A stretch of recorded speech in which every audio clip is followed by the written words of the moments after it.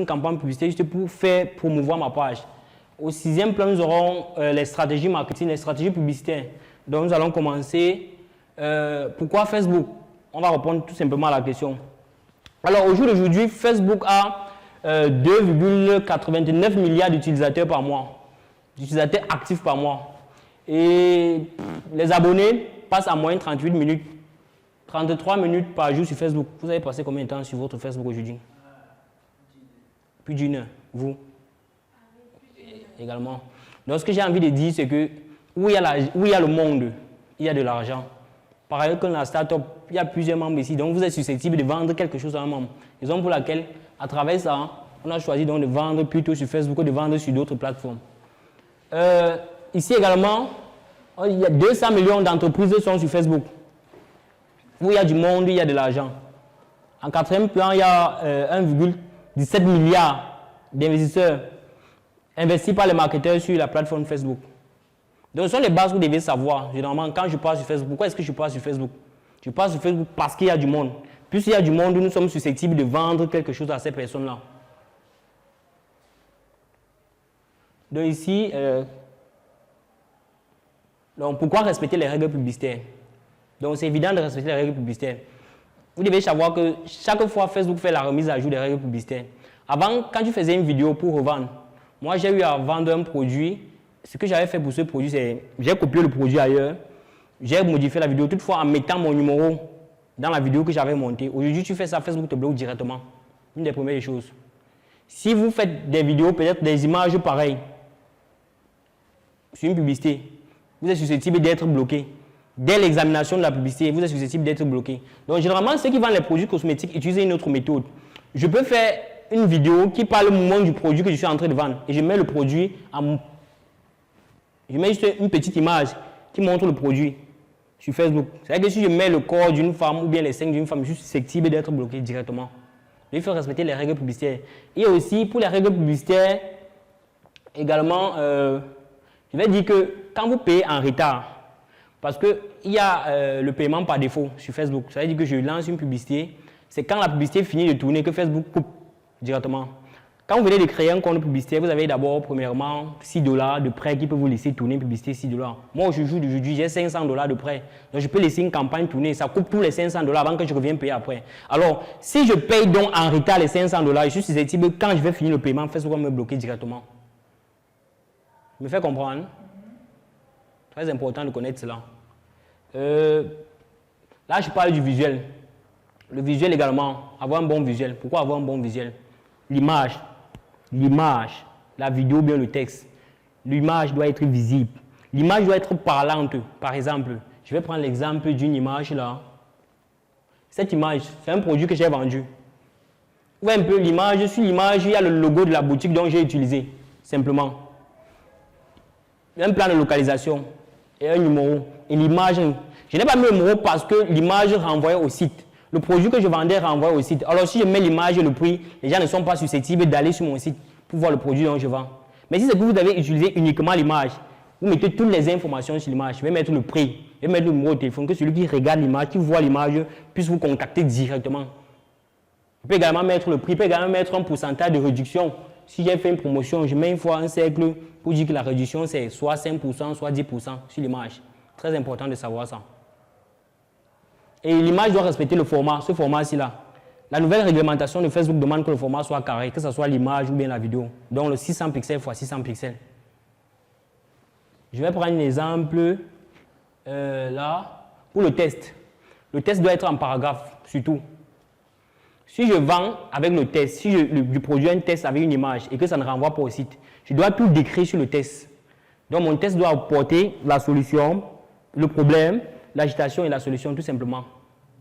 Le test doit être en paragraphe, ce soit être lisible. Si je vends, je vais prendre l'exemple de quelqu'un qui vend un préservatif.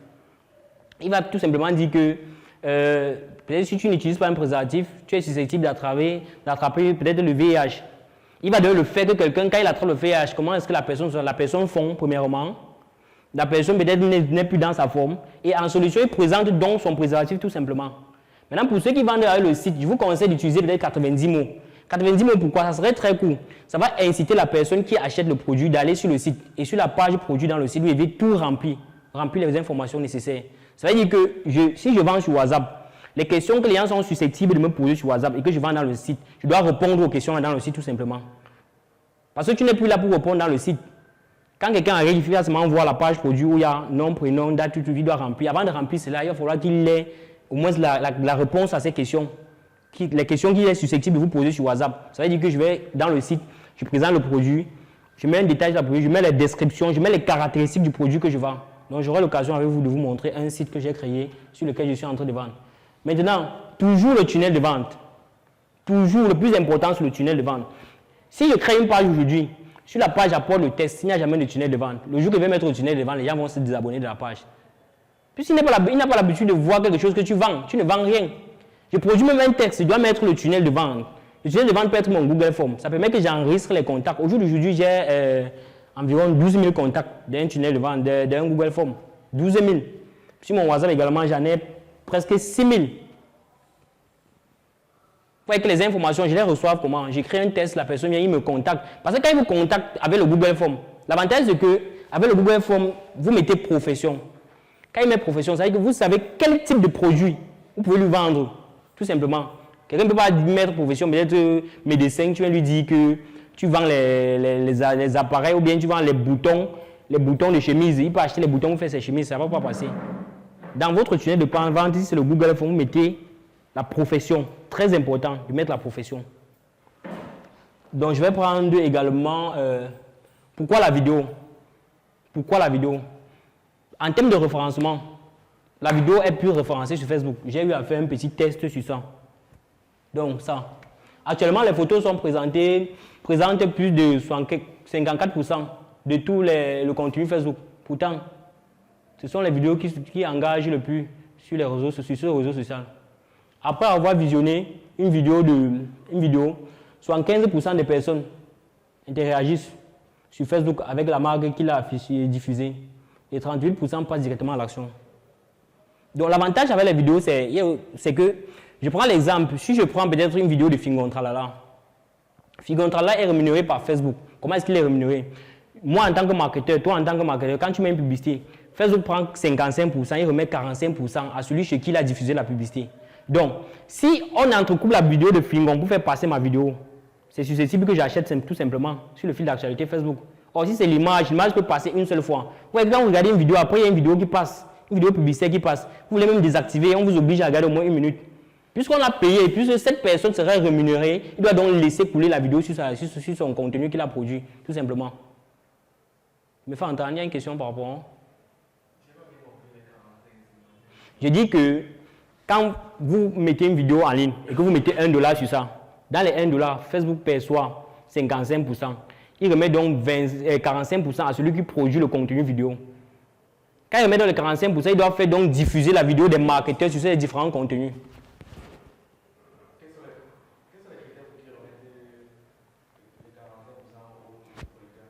La personne produit le contenu. Il est rémunéré pour Facebook. Comment il est rémunéré? Il est rémunéré à travers l'argent que nous percevons. Puisque Facebook ne produit pas le contenu, c'est l'influenceur qui produit le contenu. Et Facebook doit bénéficier de ce contenu de l'influenceur pour faire passer une publicité que tu as payée. Tout simplement. Tout simplement pour un marketeur qui paye la publicité $1, Facebook perçoit 55% de la somme et remet 45% aux différents influenceurs sur lesquels les vidéos seront diffusées. Tout simplement.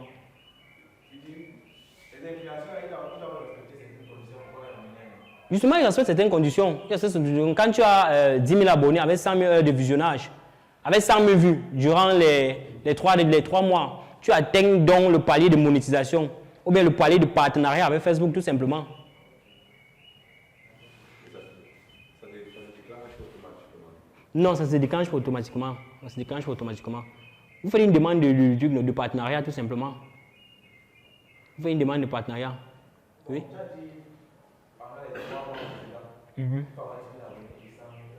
Les abonnés, c'est l'heure de visionnage pendant les 3 mois. Les abonnés peuvent être au courant d'une année ou bien au courant de 2 ans. En organique, sincèrement en organique. En organique.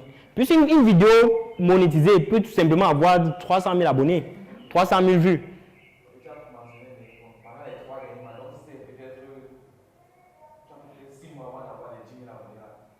les 10 000 abonnés, je peux les avoir en un an. Maintenant, les 100 000 vues qu'il demande doivent être dans les 3 mois. Ça veut dire qu'après les 3 mois, s'il n'est pas les 100 000 vues, je reprends sur le mois suivant. C'est exactement comme sur YouTube. Au courant d'une année, tu dois avoir 1000 abonnés et 4000 heures de visionnage. Maintenant, si pendant les 1 an, tu n'as pas pu atteindre, l'année qui revient, tu reprends simplement. Malgré que tu aurais eu, tu reprends à zéro. Le contenu doit rester sur ta page, mais tu ne vas rien gagner là-bas, tout simplement. Il va falloir que tu reprennes tout simplement à avoir les nouveaux abonnés et les nouvelles heures de visionnage, tout simplement. Et tu peux recommencer avec les anciennes vidéos? Puis, à une autre stratégie, soit je les entrecoupe, tout simplement, je les remets. Est doté d'une lumière ultraviolet et ne comporte aucune composition chimique. Profitez dès aujourd'hui d'une réduction de 30%. Livraison rapide et paiement à la réception. La santé n'a pas de prix. Ouais, un peu. Ça, c'est les vidéos que je réalise tout simplement avec les logiciels qui ne sont pas payants, les logiciels gratuits. Vous voyez que sur la vidéo, exactement, il y a le logo de la marque. À la fin de la vidéo, il y a également le logo de la marque. Ça veut dire que même si quelqu'un vole la vidéo, tout simplement, c'est sur Facebook, non, il y a des algorithmes qui permettent de voir tout ce qui est vendu dans le monde entier sur Facebook. Tout simplement. Je viens voir avec les dates, avec les jours, avec les publications et le nombre d'articles que la personne a vendu, tout simplement. Ça veut dire que quand on vend un produit, on ne met pas le cœur sur le produit. Tout simplement. Oui, c'était ça la vidéo. N'avez-vous pas assez mal de vivre avec des moustiques dans la même maison? Vous savez bien que ces insectes sont très dangereux pour la santé et ont déjà détruit plusieurs vies humaines à travers la transmission du paludisme et bien d'autres. Pour pallier à ce problème chimique, Cameroun met à votre disposition une lampe anti-moustique de nouvelle technologie capable d'attirer et tuer instantanément tous les insectes volants, moustiques, mouches, de votre maison.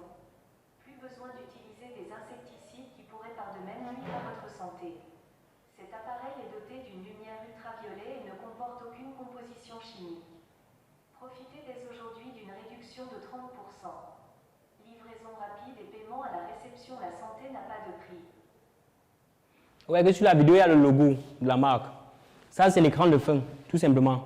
Maintenant, l'écran du début qui peut être comme une vignette. Il y a aussi un système d'insérer cet écran, cette vignette-là, sur le gestionnaire de publicité, Business Manager. Ça veut dire que quand quelqu'un arrive avant de voir la vidéo, parce que si vous regardez la vidéo au début, elle n'est pas très attirante. Oh, donc si je mets dans une vignette, comme je vais prendre la vignette, c'était cet écran ici là. Cette image ici est la vignette de la vidéo. C'est-à-dire que celui qui regarde la vidéo, il regarde d'abord ça. Il regarde d'abord ça. C'est comme une miniature sur YouTube. Vous regardez d'abord la miniature qui est très attractive avant de regarder la vidéo, même si le contenu ce n'est pas très bon. Donc la personne regarde d'abord ça avant d'aller regarder dans la vidéo. Tout simplement. Oui? Justement, ce sont les images. Ce sont les images. Je passe sur Google, je télécharge les images. Mais dans le contenu, je les produis avec un générateur de voix off tout simplement. Ça coûte $6. Il y a un générateur de voix off de $6 jusqu'en fonction du type de voix que vous voulez avoir. Soit vous voulez une voix robot, payez moins cher. Vous voulez une voix un peu plus humaine, vous payez plus cher, tout simplement. Tout simplement. Vous voyez que dans la vidéo, je résolvais le problème. Je présentais le problème tout simplement. Je présentais les effets, je présentais la solution qui était dans mon appareil anti-moustique que je mettais à leur disposition. Tout simplement.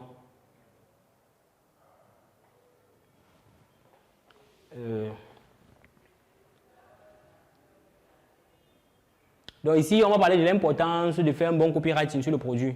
Le copywriting décrit tout simplement le produit. Parce que si vous allez sur ma page, vous verrez que le produit là, j'avais mis le produit, j'avais donné les caractéristiques, puisqu'il n'y avait pas de batterie à l'intérieur. Or, il fallait que je spécifie aux gens qui vont acheter le produit que non, le produit n'a pas de batterie. Le produit a telle dimension et prend telle zone. Parce que les gens vont venir te demander qu'il a acheté le produit, il est au salon, mais le produit ne prend pas dans la chambre, ça n'arrête pas les moustiques dans la chambre. Il fallait spécifier ça dans le copywriting. Je vais tout simplement faire un copywriting toutefois en disant que le produit prend tel nombre, tel espace, tel nombre de kilomètres carrés, de mètres carrés, et le produit s'utilise comme ça, parce que là, il n'y a pas de batterie. C'est quand l'appareil est branché que le produit fonctionne, tout simplement. Maintenant, s'il y a les LED là, puisque l'appareil ne produit que des petites LED, si les ampoules sont allumées, le produit n'aurait pas d'effet. Il fallait décrire ça dans le copywriting. Sinon, vous allez beaucoup causer dans votre WhatsApp ou bien beaucoup causer dans le site, tout simplement. C'est-à-dire que si je vends un WhatsApp, je produis le copywriting, je donne la description de tout le produit, tout simplement. Si c'est dans le site, je le fais dans le site, la page du produit du site. Quand je mets les images, je mets la description. Je mets l'effet du produit, tout simplement. Parce que le fait que que sur la vidéo, il y a un enfant qui touche. C'est juste une leçon que je donne à quelqu'un. Pour dire que même si l'enfant touche, il n'aurait pas d'effet sur ça. Vous voyez qu'il y avait un bébé qui touchait l'appareil. Il y avait un bébé qui touchait l'appareil. Oui, je dis que ce n'est pas dangereux pour le bébé, tout simplement. C'est une façon de dire que ce n'est pas dangereux.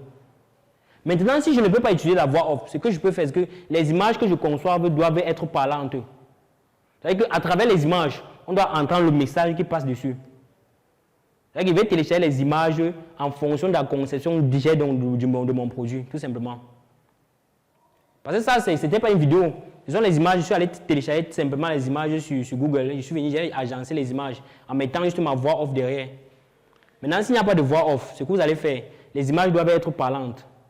Je prends les images, j'agence les images. Même le bébé là, je fais entrer les images. Vous voyez que là, il y a le verre de quelqu'un, il y a les moustiques à côté qui mangent, il y a l'appareil qui est là, qui attire les moustiques. Il y a quelqu'un qui est couché, l'appareil attire les moustiques. Les rayons ultraviolets attirent les moustiques qui sont en train de venir vers l'appareil, tout simplement, si je ne mets pas la voix off. Par rapport au copywriting. J'ai une question. Par rapport à la voix off, chaque fois tu payes pour avoir la voix. Non, la voix, il y a les mensualités. Je paye $6 le mois. Sur cette voix off. Il y a une voix off encore plus pour. Oui, pendant un mois. Lorsque vous faites ça. Et tu utilises ça sur un seul produit ou bien? Je peux faire une multitude de produits, non? Une multitude de produits. Ça dépend du produit que tu vends. Il y a des voix off comme Boss, il y a des voix off comme le générateur de voix off qui vous donne la possibilité d'avoir 3 essais. Sauf que quand vous utilisez les 3 essais, le nombre de mots est réduit. Plus vous payez, le nombre de mots augmente, tout simplement. Et la voix devient donc moins robot. Il y a également les voix féminines et les voix hommes très dures. C'est-à-dire que je suis en train de vendre un produit pour les vieilles personnes, j'utilise une voix qui est forte. Quitte à ce que celui qui écoute la voix ou bien celui qui regarde la vidéo se dise que bon, c'est une vieille personne qui utilise ce produit qui est en train de parler. Ça fait plus confiance, tout simplement. Je ne peux pas être en devant les garnitures, j'utilise la voix d'un homme. Est-ce que vous allez acheter? Une femme ne peut pas acheter. Puisque l'homme n'utilise pas les garnitures, il n'en sait rien de ça. Tout simplement. Non, mais qui a dit comment? Tu peux acheter un produit où c'est l'homme qui parle. Ça dépend aussi du produit. C'est ça que je dis que ça dépend exactement du produit que tu vends. Tout simplement. Là, il y a quelques types de copywriting. Ce que je vais dire par rapport au copywriting, c'est en écoutant la vidéo, vous avez vu que j'ai utilisé les émotions, tout simplement. N'avez-vous pas assez de vivre avec les moustiques? J'utilise les émotions. Donc, pour faire le copywriting, vous devez utiliser ça. Ça, c'est la roue des émotions. Téléchargez gratuitement sur Facebook. Pour faire le copywriting, utilisez donc ces émotions. Soit utilisez la peur. Dans la vidéo, je dis que ces moustiques sont capables de déjà causer beaucoup de pertes de vies humaines, tout simplement. Ça utilise la peur. Le fait que quand tu entends ça, tu as dit que bon, il faut que j'achète le moustique là. Mon enfant peut-être pas attraper le paludisme parce que les moustiques utilisent donc la peur. Utilisez le dégoût. Vous n'avez-vous pas assez? Utilisez le dégoût. Utilisez la tristesse dans la vidéo que vous avez vue. Si je remets la vidéo, vous allez voir qu'il y a tous ces paramètres-là. Donc, quand vous faites le copywriting, utilisez au moins 3 de ces paramètres-là. Au moins 3. Utilisez la roue des émotions, utilisez le dégoût. Certainement, la joie ne marche pas. Tout simplement. La honte ne peut pas encore passer. Mais la joie ne marche pas. Les produits qu'on vend, on écrit, on met trop de joie, là, ça ne fonctionne pas. Donc, les types de copywriting, il y a ça. Ce que j'ai utilisé dans la vidéo, c'était la méthode PAR. Problème, agitation, solution, tout simplement. Je présente le problème. Je présente les agitations. Je présente la solution. Et après, plus important, c'est le tunnel de vente. Toujours le tunnel de vente. Le tunnel de vente peut être mon site, ça peut être le Google Form, ça peut également être mon lien WhatsApp, ça peut également être mon Messenger ou bien un formulaire que je crée sur Messenger. Parce qu'il y a une possibilité aussi de créer les formulaires auto-répondants sur Messenger. De telle façon que quand la personne arrive sur votre Messenger, il clique sur le lien, on dit bonjour monsieur. Il dit bonjour, il y a une réponse qui vient directement. Comment vous allez? Il dit je vais bien. On dit que désirez-vous ces produits? Vous avez tout fait ça. De telle façon qu'il passe seulement à l'action, c'est le dernier message que vous attendez pour recevoir, tout simplement. Non, pas sur le site, c'est sur le gestionnaire de publicité. Il y a une possibilité de créer un fichier, une fiche comme ça sur le gestionnaire de publicité. Tout simplement. Une questionnaire-réponse. En fonction des questions qu'il va répondre. Oui, en fonction du produit que vous vendez. Ça génère directement, automatiquement. Tout simplement. Donc ça, c'est la méthode PAR. Elle est la plus utilisée, simple à utiliser. Problème, agitation, solution, tout simplement. Il y en a 17 méthodes pour faire le copywriting. Voilà également une méthode, la méthode AIDA. La méthode AIDA. Attention, intérêt, désir, action.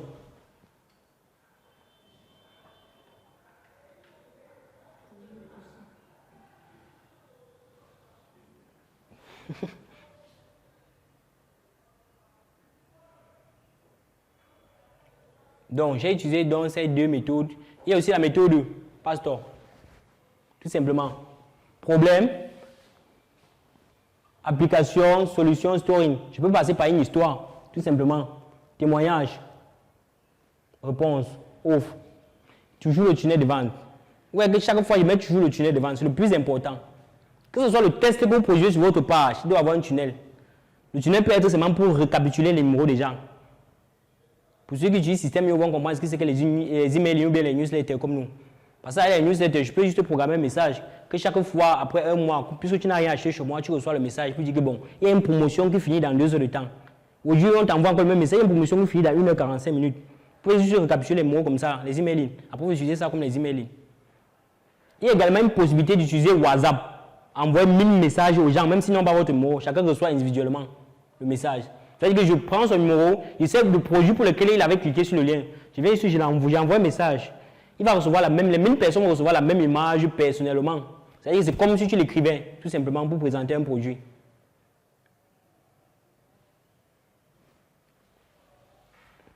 Donc, je vais expliquer donc ce que c'est que le tunnel de vente. Voilà donc le tunnel de vente. Quand vous mettez votre vidéo ou bien votre image sur le truc, celui qui regarde l'image au départ, il est attiré par le contenu. À la base, il n'achète rien. Il regarde l'image, ça peut lui plaire, comme ça peut ne pas lui plaire. Il n'est qu'un visiteur de votre site, ou bien un visiteur de votre page. Alors, quand il regarde l'image, si, ici, ça c'est la page de capture. Ça peut être l'emailing, un lien Google Form, tout simplement. Ça peut être votre WhatsApp ou bien votre site internet. Maintenant, ici, page de vente. Il est passé et donné envie au prospect. Il revient peut-être sur votre WhatsApp. Il vous demande, j'ai vu une chaussure, vous l'envoyez l'image de la chaussure, ou bien il revient dans le site. Tout simplement, dans le site, il va voir la page produit. S'il est intéressé, il commande donc le produit. Maintenant, la page de remerciement. Quand il commande le produit, la page de remerciement permet juste de fidéliser les clients, tout simplement. D'avoir les contacts en fonction des articles qu'ils ont achetés.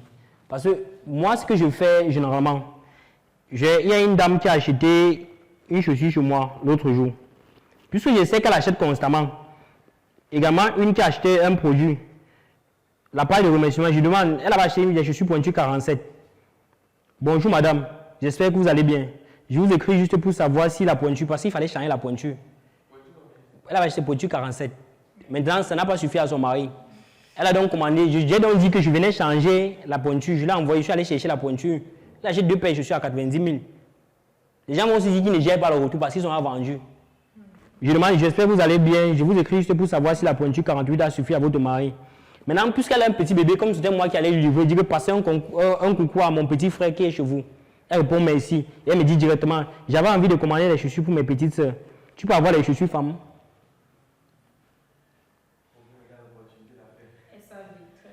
Très important. Très important.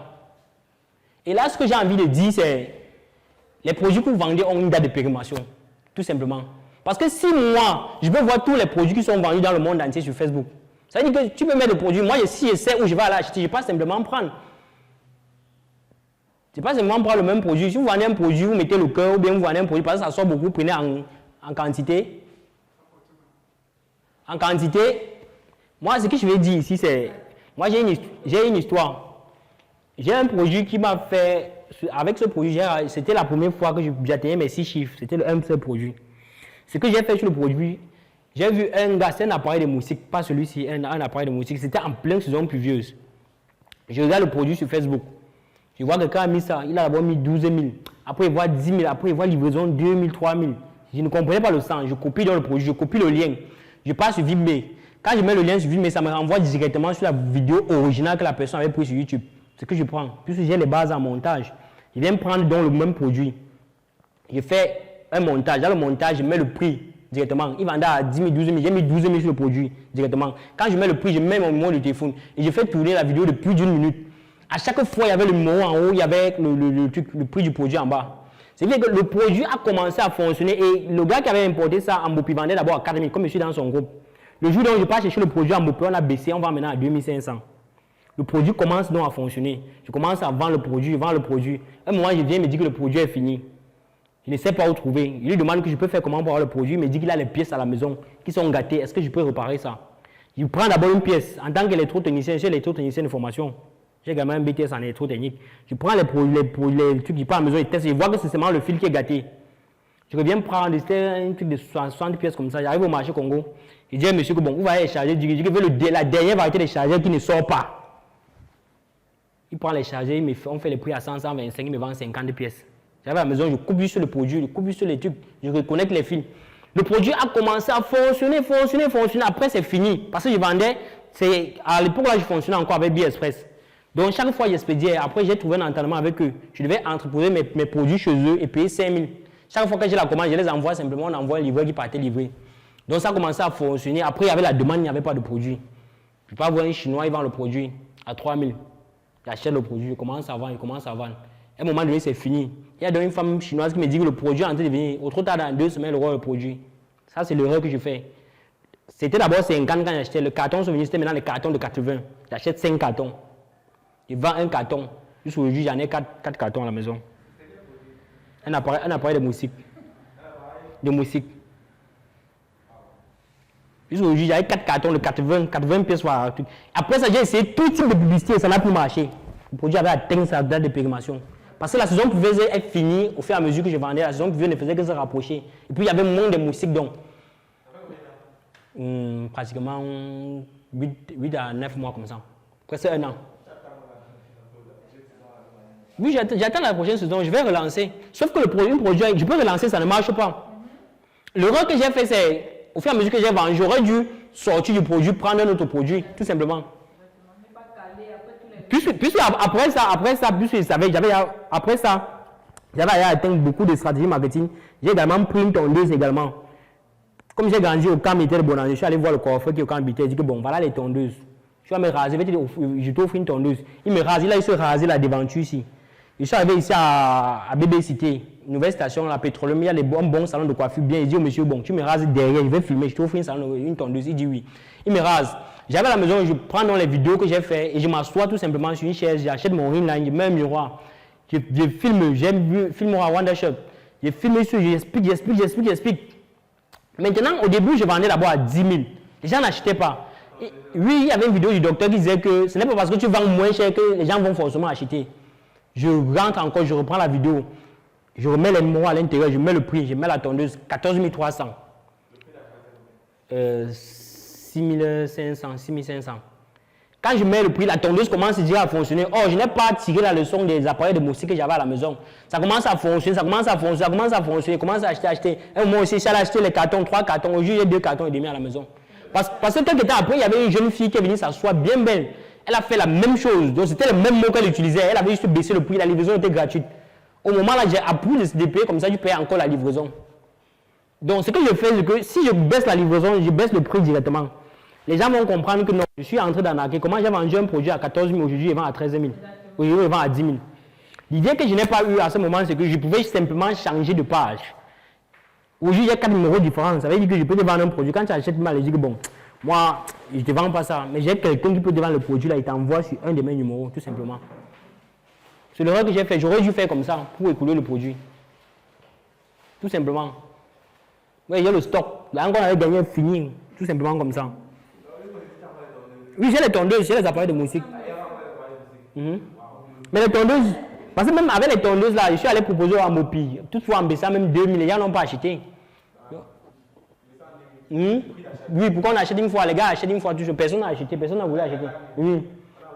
Personne n'a voulu acheter, ils ont acheté quelques pièces pour tester, après on est pu revenir vers moi, tout simplement. Le produit était bon. Le produit, j'ai vendu presque 200 pièces sur ça, tout simplement. Elle est revenue, non, elle a fait la même vidéo du même produit, toutefois en baissant le prix et en mettant la livraison gratuite. Elle a vendu, c'était une femme, non? Le problème, c'est que j'avais une page. Je ne peux pas vendre un produit à quelqu'un à 14 300, il paye la livraison. Demain, il vient mettre sur la même page à 10 000. L'erreur que j'ai fait, j'aurais juste changé les pages. Tout simplement en baissant le prix sur la nouvelle page pour vendre le produit. Après, il y avait aussi un monsieur qui a fait ça par la voix off. Il déposait juste pour les tondeuses. Il expliquait. Il y avait aussi le filtrage des mots que je n'avais pas utilisé sur ma tondeuse, sur le produit. Parce qu'aujourd'hui, il y a la possibilité de filtrer les mots. De toute façon, quelqu'un envoie un commentaire, ce n'était pas, il ne reçoit pas. Ça ne vient pas sur votre page.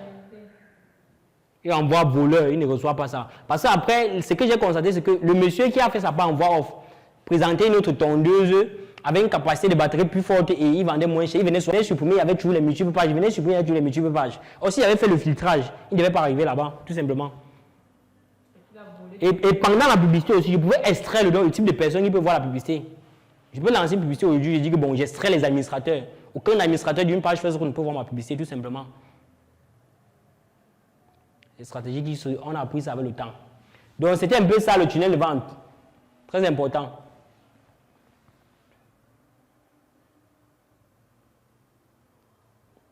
Donc, ça, c'est l'importance des audiences. L'importance des audiences. Donc, ce que je dis, c'est si vous vendez 3 ou 4 produits différents qui ne vont pas dans la même niche, ayez 4 pages, tout simplement. Parce que l'avantage que vous avez sur les audiences, ça veut dire que quoi? Lui, il peut venir sur ma page, il n'achète pas, il regarde simplement la vidéo. Il n'achète pas le produit. Ou bien il like ma vidéo. Ce que je vais faire demain, je peux lancer une campagne pour la voir tout simplement. En l'arrêtant, je t'arrête. Si vous avez commenté 2 sur une page, ou bien si vous êtes 2, vous aimez une page, en lui prenant, je te prends tout simplement. En vous prenant, je prends de la dame. C'est ce qu'on appelle les audiences similaires, donc je vais expliquer tout à l'heure. Donc les audiences, type d'audience, les personnes qui vous suivent, les personnes qui ont regardé une vidéo, la liste des clients qui ont acheté un produit chez vous, les personnes qui ont envoyé un message. Ce que je vais dire ici, c'est oui. Les 4 produits qui ne sont pas sur la même niche. Bon, je veux savoir, si on vient de créer une page et qu'on lance des marques, ça ne diminue pas le capital de confiance. Déjà, il va venir voir si peut-être. Parce que c'est que le client, quand il voit peut-être le produit, il va venir pour voir sur la page, tu as l'habitude peut-être de publier, tu es un expert dans ton domaine. Bon, quand il va pouvoir se voir une publication, ça ne va pas diminuer la publicité. Non, ça ne diminue pas. Puisque la publicité, en principe, la publicité que tu mets sur Facebook en utilisant le business manager, pour que ton produit ne soit pas copié, le produit est déposé dans l'air libre. Ce n'est pas la page, est belle juste la publicité. Après, on est que si je lance une publicité, que tu passes sur ma page, tu ne vas pas voir la publicité, tout simplement. Tu vas voir, oui, justement, tu vas juste voir la publicité qui tourne avec le nom de ma page, mais sur ma page, tu ne verrais pas la publicité, tout simplement. Ça veut dire que même si tu viens copier, tu ne vas pas voir la publicité sur ma page. Non, je crée les pages, non. Moi, j'ai 10 pages. J'ai 10 pages ici. Sur ce compte, j'ai 10 pages. Non, elles ne sont pas vierges. Je vends le produit en fonction des niches. Si j'ai une page où je vends les mèches, je mets les mèches simplement là-bas. Je vais les produits cosmétiques, je mets les cosmétiques. Ça veut dire que quand je vais faire, quand je vais cibler les audiences, je vais prendre, si quelqu'un va acheter un gommage, je peux lui vendre un truc pour arranger ses cheveux tout simplement. Est-ce que sur les pages, là, il y a déjà des publications, genre peu de publications. Il y a très peu de publications. Puisque même si je dois utiliser le site doit, ma page doit héberger mon site. Comme le compte héberge la page, tout simplement. Ça ne diminue pas. Ça ne diminue pas. Ce n'est pas le contenu que tu produis. C'est différent. Si je suis en train de vendre un produit, je lance une campagne publicitaire. La campagne va figurer sur Facebook. Mais si toi, tu passes sur ma page, en tapant le nom de ma page, tu ne verrais pas la campagne, tout simplement. À moins que j'ai fait la campagne sur ma page. Parce qu'il y a plusieurs possibilités. Je peux faire la campagne qui tourne en l'air. Je peux faire une campagne qui est directement sur ma page. Tout simplement.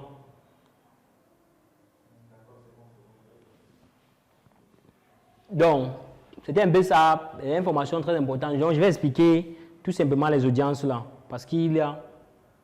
Donc, il existe 3 types d'audiences.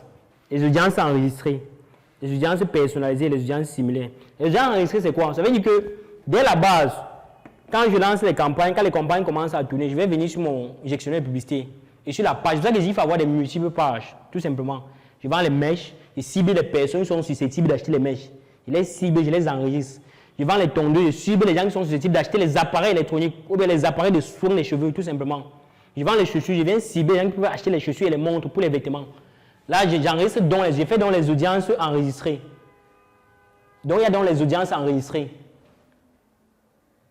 Il y a les audiences similaires. Les audiences similaires, c'est en lui prenant, il a liké ma page. Je viens créer les audiences similaires. En lui prenant, je te prends. Si vous avez les mêmes centres d'intérêt sur Facebook. C'est aussi l'avantage de Facebook. En lui prenant, je te prends. En lui prenant, je te prends. Ça veut dire qu'à ce moment-là, les coûts de publicité baissent, tout simplement. Puisque je ne te recherche plus de nouveau, je t'ai déjà, tout simplement. En te prenant, je lui prends. Ça veut dire les audiences similaires. Et il y a les audiences personnalisées. Ceux qui ont liké, ceux qui ont regardé soit 3 secondes ou 1 seconde, c'est en fonction de ce que vous voulez. Parce que les audiences similaires, les audiences personnalisées aussi, c'est en fonction des catégories, mais en fonction des types de personnes. Ça peut être les personnes qui ont regardé la vidéo, ça peut être les personnes qui ont liké ma page, ça peut être les personnes qui ont acheté directement chez moi, ou bien ça peut être les personnes qui ont partagé ma page.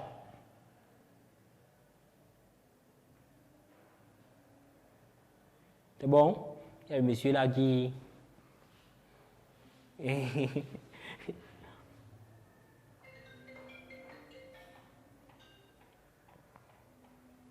Donc, vous voulez prendre ça, hein? C'est bon, non? On va avancer.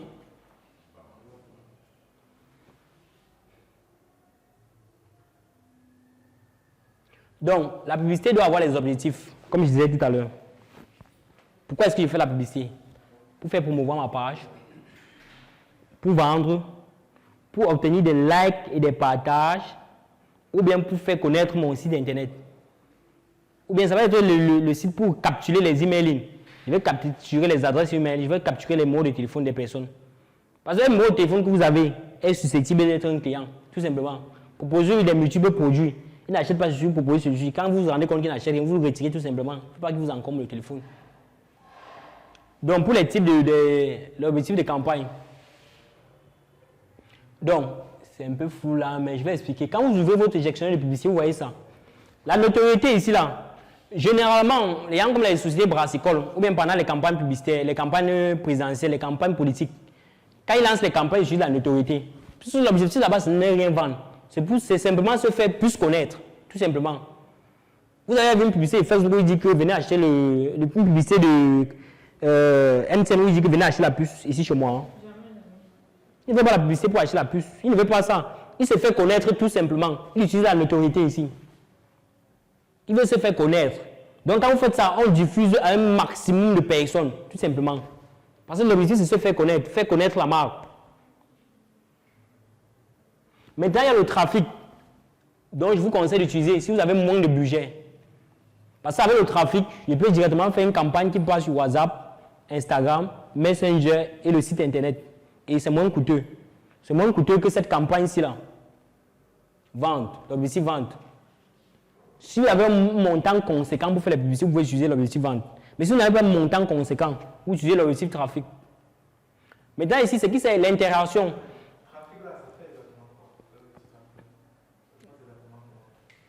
Je vais dire quoi? Avec l'objectif trafic, ça renvoie juste simplement aux personnes qui sont susceptibles d'acheter votre produit ou bien aux personnes qui ont déjà acheté un produit sur Facebook. Parce que ce que vous ne savez pas, c'est que quand vous allez sur Facebook, vous écrivez peut-être en commentaire sur un produit, c'est combien. L'algorithme vous récapitule, l'algorithme vous enregistre tout simplement.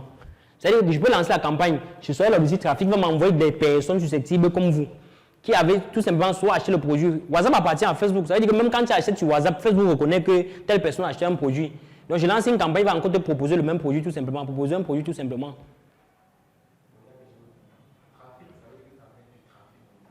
Ça met les gens vers ton site, vers ton newsletter tout simplement. Ta page, vers ta page de capture tout simplement, vers ton tunnel de vente. C'est ce qu'on va résumer tout simplement, vers ton tunnel de vente. Maintenant, quand je choisis l'objectif interaction, ici c'est les personnes qui veulent avoir les likes ou les commentaires sur leur page. Ils sont l'objectif interaction. Puis là-bas, ça ne t'apporte pas les clients. Parce que vous allez voir, si vous testez une campagne interaction, vous allez voir qu'il y a eu 2000 partages. Il y a les gens sur Facebook qui leur travail c'est vraiment partager. Ils voient quelque chose, ils partagent. Ouais. Facebook les récapitule aussi. Non, on ne les paye pas. Elles sont les paye, on ne les paye pas. Facebook sait que tu as l'habitude de voir quelque chose, tu partages. Quand je fais une campagne, je choisis interaction. Facebook envoie directement chez la personne. Il sait qu'il va liker, commenter, venir là-bas pondre sa médiocrité. Il sait que c'est des personnes comme ça. Tu lances une campagne, il va directement envoyer à ce type de personnes. Est-ce que vous voyez toutes les images? Ce que je reçois, vous ne recevez pas. Exactement sur Facebook. Donc, il vous envoie en fonction de vos centres d'intérêt. Moi, toutes les vidéos qui concernent l'entrepreneuriat, je regarde. C'est ça qu'on m'envoie. Quelqu'un qui a l'habitude de regarder Fingon, quand il va tourner une vidéo, on va seulement te monter Fingon, on va te monter truc. C'est un peu ça. Quelqu'un qui aime le Congo, ça, tout ce qu'il reçoit, son fil d'actualité sur le Congo, ça. Maintenant, il y a ça, Prospect. C'est pour les sites internet. Ça ne répond pas au contexte africain, tout simplement. Parce que les sites que j'utilise, tout simplement, les sites qu'on utilise ici, il n'y a pas de codage à l'intérieur. Le client peut payer à la livraison. Or, quand tu utilises ce site, c'est pour les sites qui récapitulent, soit les emails, qui récapitulent tout le parcours dans le site. Ça veut dire que quoi? Si je lance une campagne, que j'utilise ça, le site fait comment? J'installe donc le pixel sur mon site. C'est-à-dire que tout le parcours, si la personne a regardé la première page, la deuxième, la troisième page, ça va récapituler tout ça. Et tu pourrais venir simplement sur ton site voir le parcours d'une personne sur ton site, tout simplement. Ça ne fonctionne pas pour nous, puisqu'on n'utilise pas les gens ne payent pas sur le site. Peu de personnes payent sur le site. Directement payer sur le site, ça veut dire que j'utilise ma carte, je paye sur le site. Le site enregistre ça, tout simplement. Donc, il y a ici l'objectif silent. C'est... Oui. Et parfois, quand tu vois souvent les statuts de telles personnes qui montent les montants sur le site, ça sert à quoi? Qui monte? Les montants, les virements, les ventes qu'ils ont fait. C'est ça que je dis qu'il y a le site. Tu peux utiliser le site que j'utilise, tout simplement. Les ventes de la journée, non. Oui. Ça va retracer comment? Vu qu'on paye à l'expression ou bien. C'est là, ça retrace moins. Ça retrace moins. Ça n'a même pas de tracing, si je vais résumer tout ça. Ça n'a pas de tracing. C'est-à-dire que quand je viens là-bas, je vais juste voir les commandes que les gens ont effectuées, tout simplement. Mais je ne vais pas voir la démarche. Ça veut dire que si la personne a regardé la première page, la deuxième page, la personne a regardé le prix, quand vous avez un site comme peut-être WordPress, à l'intérieur, vous pouvez voir ça. Donc, si je vais résumer, voilà un site. Voilà un site que j'utilise, la commande d'aujourd'hui, 4 commandes, 58 000. Ça, tout simplement.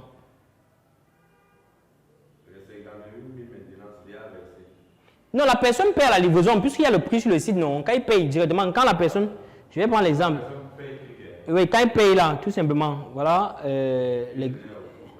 Oui, quand il paye, quand il commande à l'intérieur, son numéro affiche, non. Il dit que feu rouge, non, doit la feu rouge. Il a le numéro, il a son nom, j'appuie simplement, j'appelle directement. Oui. Quand la personne commande, ça veut dire que le site considère ça comme une vente. Le site considère ça comme une vente. Bon, maintenant, si arrive qu'il y a un changement, la personne ne prend plus. La personne ne prend plus. Là, tu aurais perdu. Mais le site ne te coupe rien, puisque la clé d'activation, c'est $1. Mais ça mentionne dans le site que tu as payé. Le chiffre exact pour mesurer. Oui. Ça met juste les ventes et tes ventes. Parce que quand tu mets le produit dans le site, tu mets le prix tout simplement. Donc ça permet juste de raccourcir. Et là, quand ça envoie, c'est en fonction de comment tu as paramétré. Soit la personne va t'envoyer son numéro de téléphone, soit elle va s'envoyer son nom et prénom, c'est obligatoire. Ça veut dire que s'il ne remplit pas, ça ne passe pas. Donc ce que je mets souvent sur le site, il y a noté bien qui dit que ne cliquez ici que si vous voulez commander tout simplement. Parce qu'il y a des gens qui vont venir tester la technologie, va mettre un mot, après tu vas voir, ça ne va pas correspondre. Il y a tous les gars qui vont cliquer. Donc ça...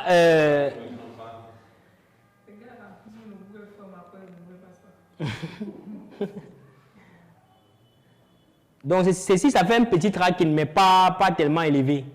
Le tracking que le site y fait. Oui. Vous savez, par exemple, qui vendent des formations comme les newsletters, et on utilise beaucoup plus de nouvelles formes. Quel registre de campagne est Trafic. Sauf que trafic, le Google Form dérange parfois. Parce que quand je fais une campagne, je peux venir, je choisis trafic. Quand j'entre dans la campagne, dans la campagne publicitaire, ou bien dans l'ensemble de publicité, ce que je vais choisir, c'est le site internet. Maintenant, à la place du site internet, je vais copier donc le lien de mon Google Form pour venir remplacer sur le site internet. Parfois, le Google Form passe, parfois, ça ne passe pas. Donc, ce que vous pouvez faire, c'est que lors de la description, lors de la description, quand je fais la description, tout simplement, je fais la description, je mets donc le lien de Google Form. Et je me rassure, quand la publicité va activer, je mets le premier commentaire, un lien Google Form, tout simplement. Je mets ici l'image de la poche, tout simplement. Maintenant, c'est que vos produits, ça demande le budget publicitaire. Parce que la voiture n'est pas la chaussure, où quelqu'un va directement voir et retirer ses 10 000 à acheter. Ça veut dire que quoi? Il faut avoir le budget. La personne peut voir 3-4 fois. Pour voir 3-4 fois, ça veut dire que le budget publicitaire doit compter au fur et à mesure. Et pas seulement parce que je vends la voiture, ça tourne 2 jours désactivé, non. plus le produit est cher, je vais prendre cet exemple ici là, tout simplement. Plus le produit est cher, plus le coût par clic revient cher. Tout simplement.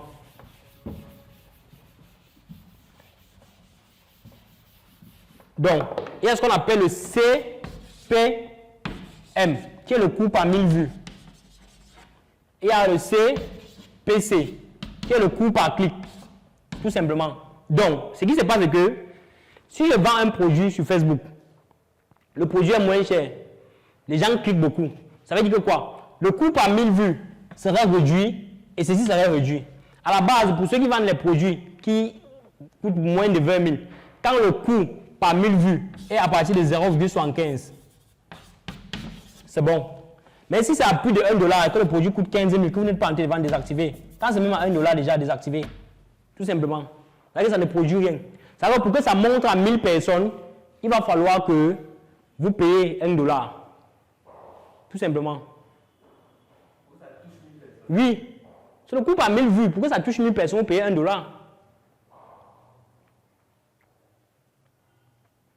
Maintenant, si mon produit est cher, c'est-à-dire que mon produit est cher, moins de personnes cliquent. À ce moment, c'est 1 $, vous ne devez pas désactiver, c'est en fonction du prix du produit. Vous voyez un peu. Parce que la voiture coûte dans les millions. C'est-à-dire que quelqu'un peut facilement envoyer, cliquer, l'acheter, tout simplement, sauf si la personne voulait la voiture. C'est-à-dire que votre publicité peut tourner même une semaine, même un mois. Or, le CPM, le coût par 1000 vues serait donc cher.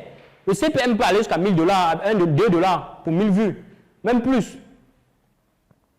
Il y a des produits qui se vendent sur le site. C'est pour ça que si quelqu'un utilise un site comme WordPress ici au Cameroun, que tu mets les cartes, déjà les gens ne payent pas les cartes. Parce qu'il y a des produits sur le site que le coût par clic coûte 5 $, tout simplement.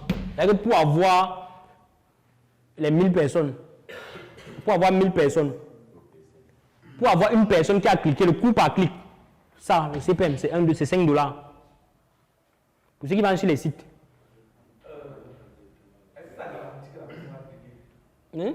Est-ce que si tu mets le budget conséquent, est-ce que ça garantit qu'une personne va forcément cliquer? Pas forcément. Comment ça se passe? Aujourd'hui, la publicité est automatique. Avant, c'était que quand vous regardez la publicité, vous-même vous cliquez. Quand vous regardez la publicité aujourd'hui sur Facebook, vous ne cliquez pas. Quand ça arrive sur votre fil d'actualité, quand vous laissez regarder la publicité, il considère que vous avez cliqué pour voir. Même si c'est automatique. C'est comme ça qu'il compte. Oui, justement, c'est comme ça qu'il compte. C'est automatique, non? Est-ce que toi, tu cliques sur la publicité pour mettre plus avant que ça commence à jouer?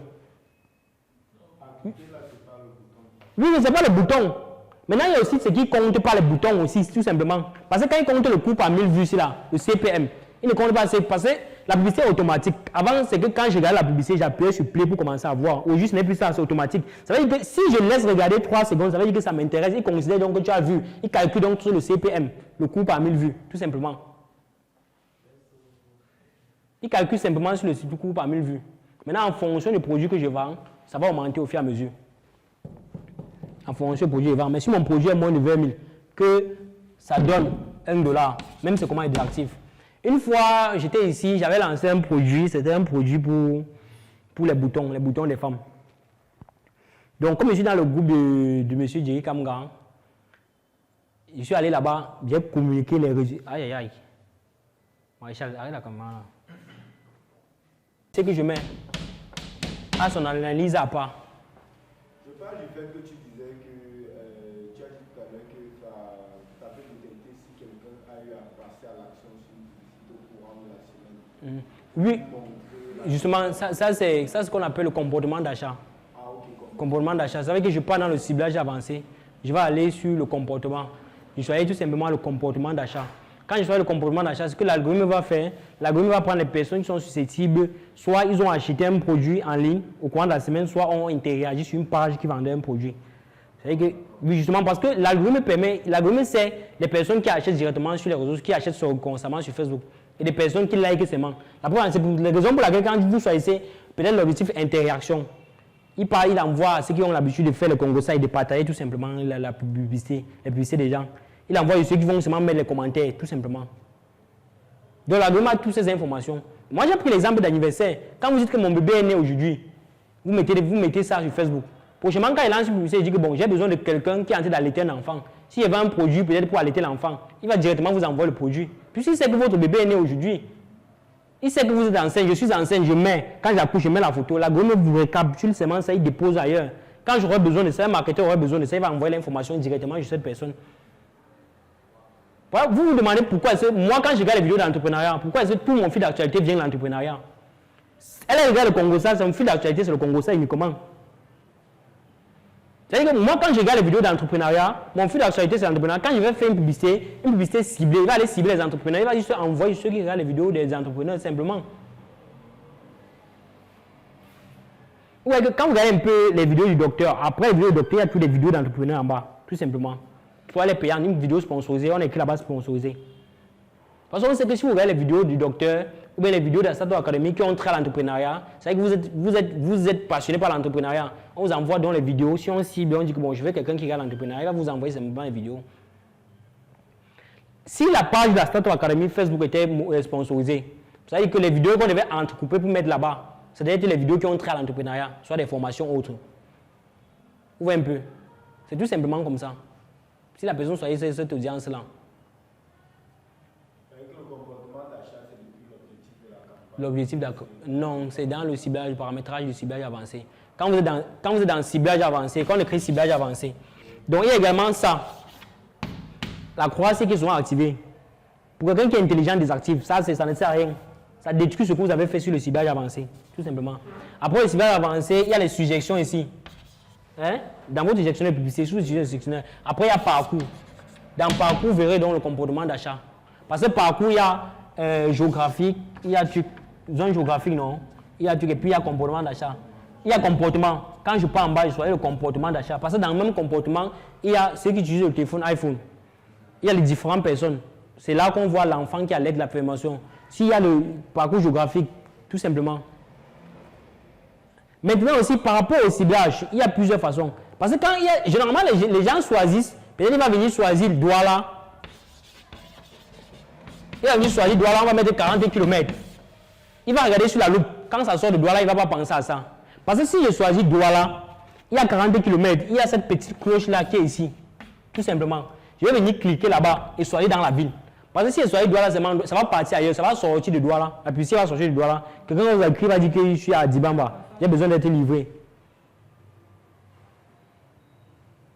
Oui, un peu. Parce que dans 40 km, vous êtes sorti de Douala. Quand vous faites ça, quand vous faites dans 40 km, si vous regardez la loupe sur votre gestionnaire publicité, vous allez voir que la loupe est plus loin de Douala. C'est susceptible même d'arriver à Suza, tout simplement. Or, si je viens ici, je clique là, soit je réduis, soit je clique, je choisis ville uniquement, il y a juste la ville, on écrit là-bas juste la ville, je prends juste la ville. Ça permet que la publicité ne sorte pas de Douala. Parce que plus elle sort de Douala, plus le budget de publicité est dépensé. Et ces personnes qui sont là-bas, ils vont voir qu'ils ne vont pas acheter. Même s'ils achètent, est-ce que vous avez un moyen logistique pour livrer à ces personnes? Ce n'est pas possible. À moins que vous avez un moyen logistique.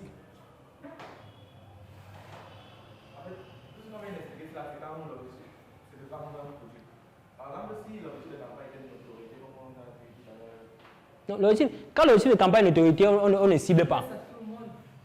On ne cible pas. Parce que quand c'est une autorité, même celui qui ne fait pas la politique, reçoit les messages publicitaires qui ont trait à la politique.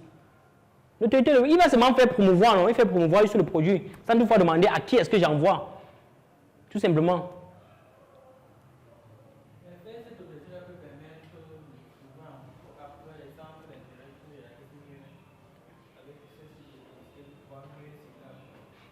Pas forcément. Si c'était le cas, quand l'appareil de MTN est en train de passer, peut-être une nouvelle promotion chez MTN, ne demande pas si c'est l'enfant de 10 ans qui n'a pas l'argent qui est en train d'écouter ou c'est l'enfant de 15 ans qui est en train d'écouter. Tout simplement. C'est exactement ça. C'est comme quelqu'un qui vendait les téléphones techno, il se met au marché, il commence à dire techno, techno, techno. Or, il ne sait pas si celui qui est là utilise l'iPhone, utilise le techno, c'est simplement ça. C'est une façon de faire la publicité traditionnelle. Ou un peu. C'est une façon de faire la publicité traditionnelle. Il fait promouvoir son produit tout simplement. Donc, il fait promouvoir son produit tout simplement sans toutefois chercher à cibler telle personne. Quelqu'un qui est susceptible d'acheter le produit. Il fait juste promouvoir son produit, tout simplement. Dans quel cas vous pouvez utiliser? Les gens qui font pendant les campagnes présidentielles, les campagnes, je vais dire, ou bien les entreprises font ça. Parce que si vous regardez la publicité, une publicité des brasseries, dans la publicité, il n'y a pas un tunnel devant eux. Il ne dit pas que venez acheter la bière au brasserie ou bien à tel endroit, tout simplement non. Il fait connaître son produit. Quand il utilise l'objectif en autorité, Il fait promouvoir juste l'entreprise. Il fait que plus de personnes savent que les brasseries existent.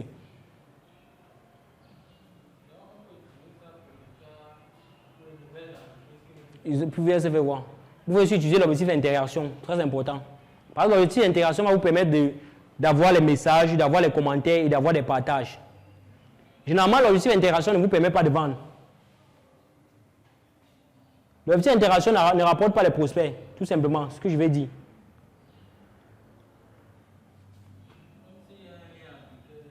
Oui, ça rapporte moins de prospects, puisque l'algorithme fait comment? L'algorithme fonctionne comment? L'algorithme va prendre des personnes qui ont l'habitude de commenter, ou bien de liker, ou bien de partager, envoyer la publicité chez eux. Est-ce que vous n'avez pas encore reçu la publicité que quand on a partagé, que vous voyez que ça n'est même pas par rapport à votre fil d'actualité? Vous n'avez pas remarqué ça? Hein? Donc, les gens qui partagent, c'est moi, vous avez une publicité, on a dit 2000 likes, une publicité sponsorisée. C'est l'objectif de la personne. Puis en fait, il veut se faire connaître. Il veut se faire connaître, tout simplement.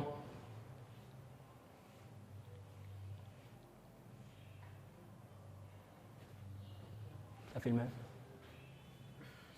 Tu as arrêté la vidéo.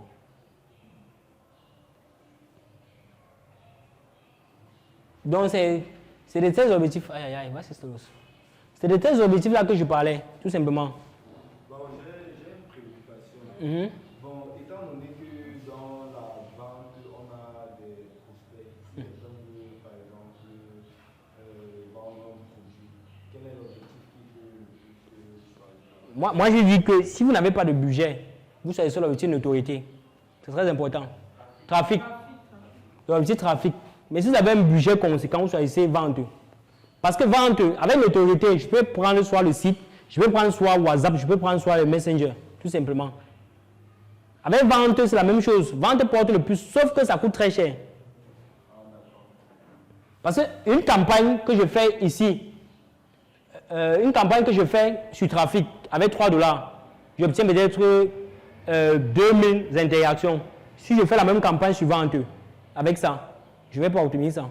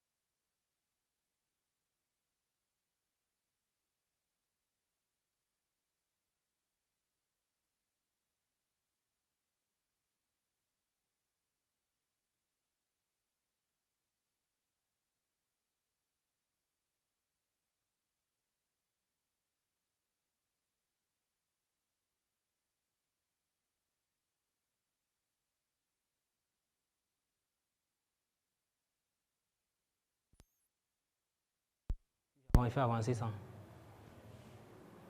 Il vient avec.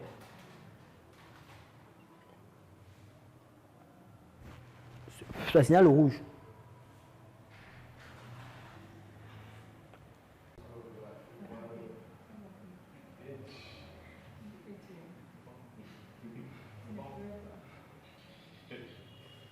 C'est bon, Maréchal.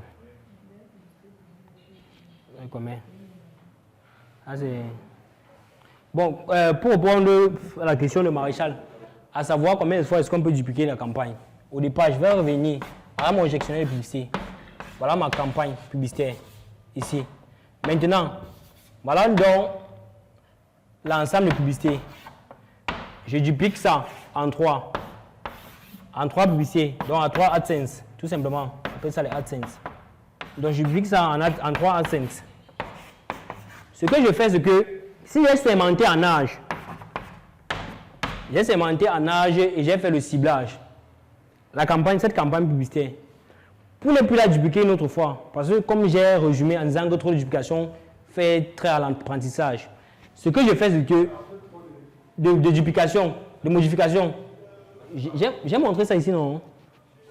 Quand vous faites trop de modifications sur la publicité peut changer directement de variables.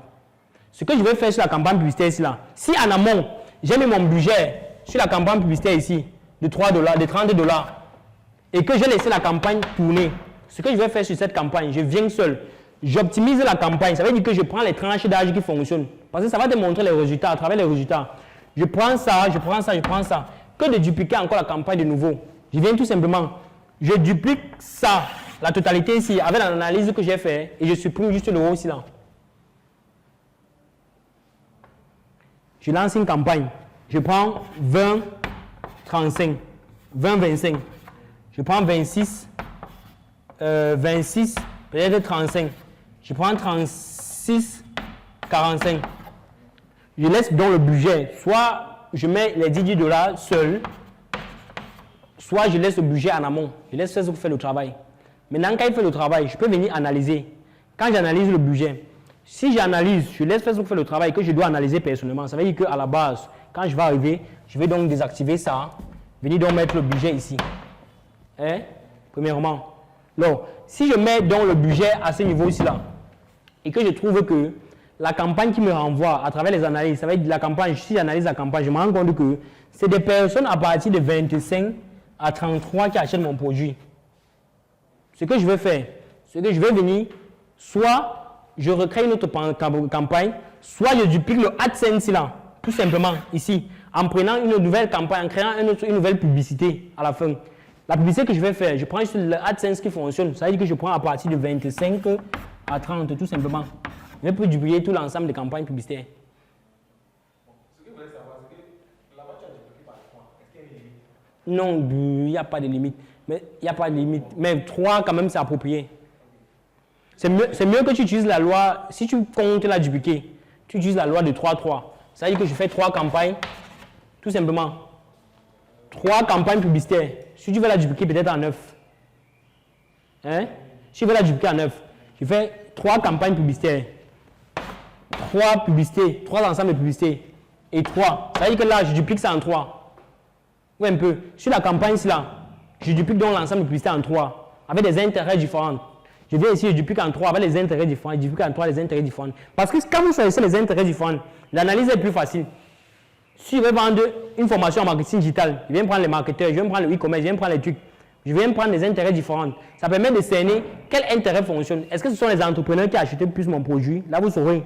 Est-ce que parmi les entrepreneurs, ce sont les femmes âgées de 18 à 15 ans? Vous devez savoir tout simplement. Bon, là, j'ai compris.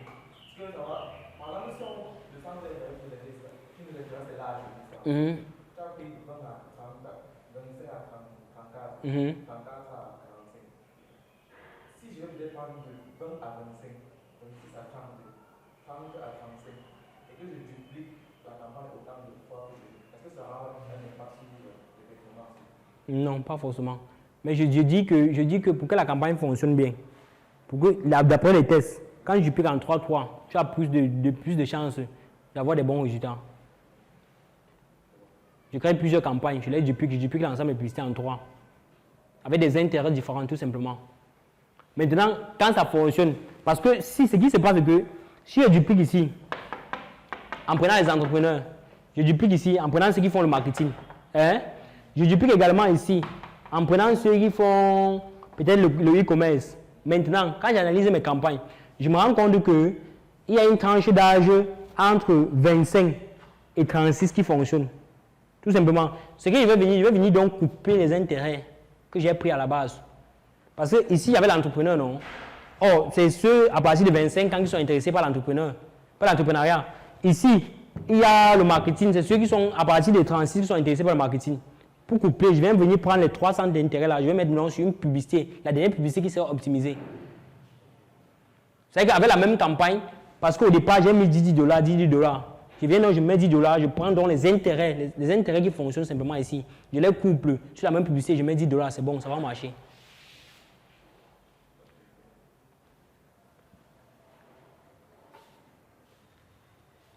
Donc j'ai expliqué la loi de AdSense. Ici, il a utilisé la loi de 3-3, tout simplement. Vous voyez un peu. Ça, c'est 3 campagnes. Il a utilisé 3 campagnes. Voilà les ensembles de publicités. Il a dupliqué les ensembles de publicités. Il a dupliqué l'ensemble de publicités en 2. Et maintenant, chez chaque ensemble de publicités, il y avait 3 publicités, tout simplement. Chaque ensemble de Publicité, il a encore dupliqué. donc il est parti dans la publicité. Il a encore dupliqué, tout simplement. Voilà l'ensemble, voilà la campagne, non? Voilà l'ensemble de publicités, il a dupliqué ça en 2. Maintenant, sur chaque ensemble de publicités, il a mis 3 publicités, tout simplement. C'est dans l'ensemble de publicités qu'on choisit les intérêts. Donc, quelle est la loi d'intérêt maintenant de dupliquer avant la publicité? Non, il a dupliqué l'ensemble de publicités, non? Il a dupliqué l'ensemble de publicités, non? Il a dupliqué l'ensemble de publicités en 2. Maintenant, il fait 3 publicités en bas, tout simplement. Pourquoi ne pas faire une seule publicité en bas? Bon, gars, c'est en fonction des objectifs. C'est pour ça qu'on dit que pour toute publicité, il faut avoir l'objectif pour lequel vous lancez la publicité. Pas qu'il a dupliqué ça en plusieurs publicités. Drive, 6, 15. Donc, par rapport à la segmentation, j'ai expliqué pourquoi est-ce que vous voulez faire la segmentation et le positionnement également. La segmentation, je peux segmenter en âge, tout simplement. Je segmente la publicité en âge.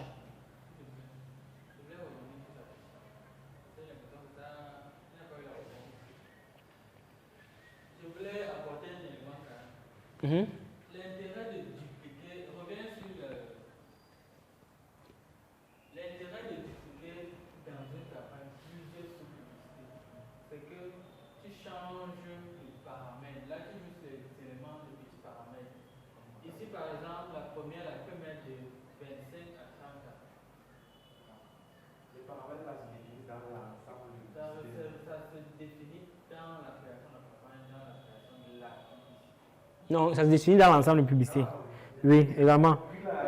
Les paramètres se définissent dans l'ensemble de publicité. Maintenant, il peut juste prendre le même segment.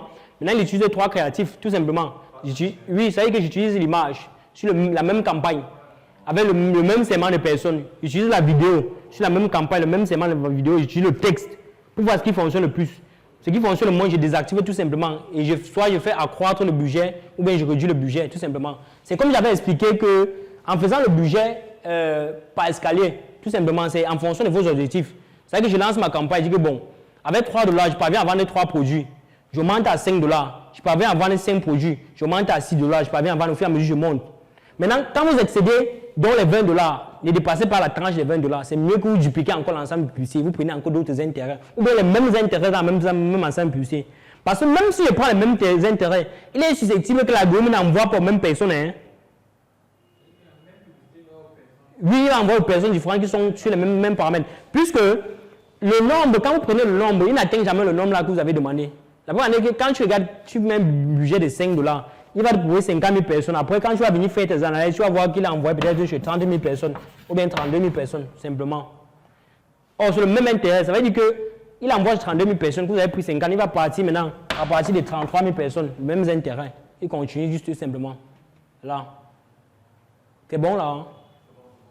Ok, le budget en escalier, c'est ce que je conseille aux gens qui ont des campagnes qui fonctionnent. Donc, par rapport à la segmentation, j'ai également expliqué la segmentation. Vous pouvez segmenter en âge, vous pouvez cibler les centres d'intérêt à travers les comportements des clients, que ce soit le comportement d'achat, le type d'appareil que la personne utilise, le type de loisir qui intéresse la personne. Vous pouvez aussi cibler en fonction des loisirs. Hein. Je vends un appareil de sport. Je cible aussi en fonction de l'activité que la personne fait. Ceux qui visitent les salles de gymnastique, ceux qui font les soins de sport, ceux qui font le training, ceux qui sont intéressés par les pages ou bien les chaînes qui font du sport simplement. Là, ma publicité va aller voir donc la publicité. Si j'envoie la publicité de cette personne, c'est susceptible d'envoyer seulement sur les personnes, sur ce centre d'intérêt-là, tout simplement. OK. Le positionnement, je peux choisir le positionnement. Choisir la ville. Dans la ville aussi, je peux choisir le positionnement. Je vais vendre soit dans le quartier. Je peux vendre un produit qui coûte cher. Je dis que bon, je choisis ce Bonamou, ça dit Bepanda, Yassa, tout simplement. En fonction des zones géographiques du produit, j'envoie le produit là-bas. Tout simplement. Donc, ça c'est l'avantage de l'optimisation. L'avantage d'optimiser un budget publicitaire. L'avantage de l'optimisation est qu'elle vous apporte plus de performance jour en jour et une meilleure adaptation de vos investissements selon l'objectif et l'opportunité. Ce que le budget manuel vous permet, pas nécessairement, car trop de modifications régulières peut entraîner à une phase d'apprentissage. Tout simplement. Quand vous modifiez trop votre campagne, vous pouvez perdre l'objectif. C'est pour ça qu'avant de lancer une campagne publicitaire, je dois savoir pourquoi est-ce que je lance la campagne. Quel est l'intérêt que je fais pour la campagne? Pourquoi est-ce que je lance? L'objectif que je veux avoir. Le type de centre d'intérêt que je dois cibler, tout simplement. Il ne vient pas seulement t'asseoir pour commencer à lancer la campagne. Avant de lancer la campagne, je dois d'abord analyser ça. Si je vends un produit pour les boutons, quelles sont les personnes qui sont susceptibles d'acheter? Premièrement, les femmes. Ça veut dire que les hommes sont exclus lors du ciblage. Les femmes de quel âge peuvent acheter le produit? Je prends d'abord la tranche d'âge là. De 20 à 35. C'est une tranche d'âge qui fonctionne pour les produits des femmes. Si c'est un produit d'homme, à partir de 25 à 35 et plus. Maintenant, si je vends un produit pour les vieillards, il y a aussi le ciblage qui va compter. Le cible et la segmentation en fonction des âges, tout simplement. Je pense là que si je vends une tondeuse, peut-être un produit pour soigner, appelle ça quoi? Hein? Le rhumatisme, il va venir prendre un jeune de 25 ans, il ne va pas acheter. Il va voir certes ma vidéo, mais il ne va pas acheter. Ça veut dire que j'ai dépensé le budget pour rien. Donc le ciblage est très important. Bon, pour quelqu'un qui ne sait pas optimiser, peut prendre à la base pour faire le testing. Il met un ciblage large, tout simplement. Et au bout de 24 heures, il vient dans le ciblage large, il scène donc les tranches de personnes qui sont susceptibles ou bien qui interagissent simplement avec son projet. C'est bon? OK. Donc j'ai également expliqué que l'optimisation. Et par rapport aux analyses, comme je disais tout à l'heure, les analyses également se font par le coût par clic. J'ai également expliqué comment est-ce que vous pouvez organiser vos colonnes. Celui-ci, il a organisé les coûts par clic, le classement de qualité, le taux d'engagement. C'est possible de le faire. Parce que quand vous allez sur votre campagne, vous pouvez également voir tout ça. L'engagement, le nombre de personnes qui ont liké ma publication, le nombre de personnes qui ont partagé ma publication, le nombre de personnes qui ont téléchargé, le nombre de personnes qui ont vu une certaine durée sur ma publication, tout simplement. Cela permet d'optimiser une seule fois. C'est-à-dire qu'au bout de 72 heures, vous venez optimiser, vous remplissez toute l'optimisation là pour ne pas remodifier après. Maintenant, si elle ne fonctionne pas, elle fait 72 heures, vous avez fait le testing, elle ne fonctionne pas, vous considérez que vous avez testé la campagne. Maintenant, j'optimise la campagne, je lance le budget, elle ne fonctionne pas, j'arrête tout simplement. Je suis obligé d'attendre encore les 72 heures. C'est pour ça que je dis que ce que vous devez jouer le plus sur ça, c'est soit l'image, soit la vidéo, soit le test. Mais la vidéo est susceptible de vous apporter plus d'intérêt. C'est tout simplement qu'on a vu là. On a expliqué pourquoi est-ce que la vidéo est susceptible d'apporter plus d'intérêt. La vidéo est plus référencée. Le SEO sur l'algorithme Facebook référence plus les vidéos, tout simplement. Ça référence plus les vidéos. Je peux utiliser une campagne, je la vidéo, je mets 5 $. Je mets la même campagne, je le test, je mets 20 $. La vidéo fonctionne plus, tout simplement. Parce que vous allez vous rendre compte que c'est qu'on partage généralement, ce sont les vidéos. Quelqu'un va regarder la vidéo, va partager le lien, une autre personne va regarder la vidéo là. Combien de fois quelqu'un vous a partagé un lien, vous avez vu c'était le test? Moins de personnes. Vous voyez que même les créateurs de contenu, quand ils font une vidéo, ils disent que partagez au maximum. Puis au fur et à mesure que vous partagez, la vidéo devient référencée. Puisque nous ne sommes pas producteurs de contenu, on met notre publicité, on met la vidéo et on essaie de mettre le budget en escalier. On optimise, on met en escalier tout simplement. Si ça ne fonctionne pas, on désactive tout simplement. Donc ce que je dis, l'idéal c'est, je veux créer une campagne publicitaire. Je suis e-commerçant. Je vais vendre les produits. Ce que je vais faire, c'est l'une des raisons pour lesquelles tous les e-commerçants qui sont ici, personne ne connaît la page de l'autre. C'est l'une des raisons pour lesquelles personne ne connaît la page de l'autre. Ça veut dire qu'il va mettre son budget $50. Il va mettre là. Il met un produit, 2 produits, 3 produits, 4 produits. L'algorithme prend donc la peine de trouver le produit qui fonctionne. Il va venir désactiver ça, désactiver et laisser ça. Comment tu veux qu'il vienne te dire le produit qu'il vend? Est-ce que c'est possible? C'est pas possible. C'est pas possible qu'il vienne te dire le produit qu'il vend. Il ne va jamais te dire le produit qu'il vend. J'ai 10 pages, personne ne connaît le nom des pages. Personne, je ne peux pas te dire. Ce n'est pas possible. Aussi, pour ne pas dépendre de l'algorithme, ce que je vous conseille de faire, c'est d'avoir des multiples pages et des multiples comptes publicitaires. Parce que un matin, vous pouvez vous lever qu'on a bloqué. Tout simplement. Puisque la page, le compte héberge la page, s'il bloque le compte publicitaire, tout ce que je vais juste déporter la page, je peux héberger sur un autre compte publicitaire. Tout simplement. Je continue à travailler, la page continue à faire son travail. La page n'appartient pas au compte. Le compte héberge sur la page. La preuve est que quand vous avez dépassé un bon budget comme le mien là, il est susceptible que votre page soit portée sur l'air. À tout moment, je peux jouer avec ma page comme je veux. Oui. Vous déportez la page, non? Je déporte la page. La page est hébergée sur un compte publicitaire A. J'ai un autre compte publicitaire B. Quand je dépense un bon budget, le compte peut être déconnecté ici, même si c'est toujours là. Là, c'est que même si le compte est bloqué ici, et que je déporte le compte, je vais mettre ici, la publicité continue à fonctionner normalement.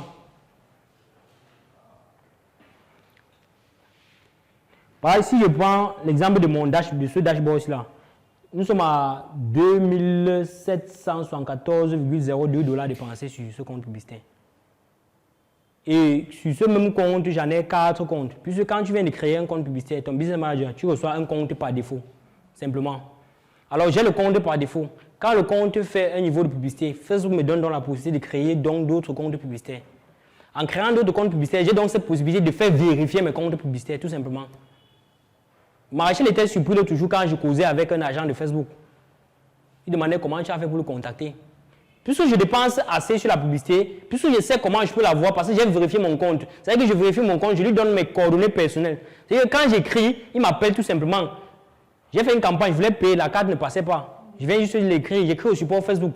Une heure de temps après, ils m'ont rappelé. Ils m'ont envoyé le message, je n'ai pas répondu. Une heure de temps après, ils m'ont rappelé. Puis je dis que bon, vous avez écrit, on ne vous a pas répondu. On a écrit, vous n'avez pas répondu. Voilà comment ça fonctionne. Mais pour un compte publicitaire qui dépense 20, 10 $, qui a dépensé, ce n'est pas possible de le faire. Tout simplement. Et comme ça, sur ce compte, j'en ai au moins 4. Donc, ne pas dépendre d'un compte publicitaire. Ayez une multitude de comptes publicitaires, même si vous ne les utilisez pas. Parce que rien ne garantit qu'on ne va pas vous bloquer. Là, rien ne garantit. Si on bloque Donald Trump qui puisse porter plainte à Facebook, combien de fois vous?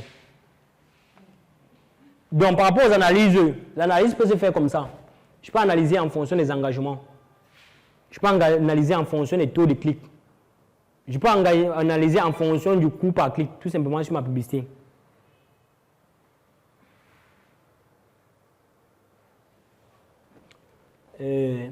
Après, on a fini. S'il y a des questions posées, parce que ce qui vient après, c'est la surprise. Il n'y a pas de questions, les automates. Je vais demander une question. Est-ce que le nombre d'abonnés d'une page peut faciliter la portée de ta publicité? Non. Non. Si vous faites la campagne, si je décide de lancer une campagne publicitaire, il y a 2 paramètres. Ici, en haut, c'est la campagne. Ici, il y a créer une publicité. Ici, il y a publicité existante. L'avantage que le nombre d'abonnés joue, c'est si je fais la publicité sur publicité existante. Dans mon gestionnaire de publicité. Tout simplement. Vous voyez un peu. Puisque, si je fais la publicité, je crée une publicité, il est susceptible qu'il aille sur votre page, il ne trouve pas la publicité. Ou un peu.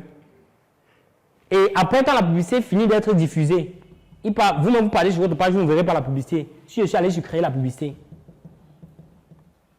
Or, si je fais la publicité sur publicité existante, on est clair, hein?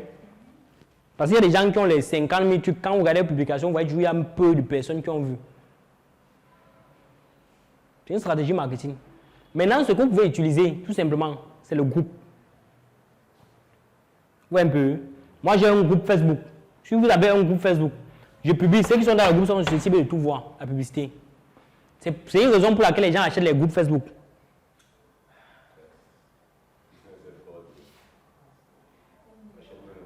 Oui, on achète le groupe. On achète le groupe. On achète le groupe. Il n'y a pas une semaine, j'ai vu quelqu'un acheter le groupe avec 8 francs l'abonné. Tout simplement. Il y a les gars qui produisent seulement les groupes. Écrivez sur Facebook, vous voulez un groupe à acheter, on va vous vendre le groupe en fonction des audiences qui fonctionnent. Les groupes qui fonctionnent le plus, c'est le groupe pour les gens qui vendent les produits cosmétiques. Il va prendre le groupe où il y a les femmes qui font le Congo, ça tout simplement. Il achète le groupe. Quand il achète le groupe, s'il y a 20 administrateurs dans le groupe, il fait sortir d'autres administrateurs et d'autres qui entrent payent simplement. Puisque tous ceux qui sont dans le groupe sont susceptibles de voir la publication. C'est plus avantageux que de payer la publicité.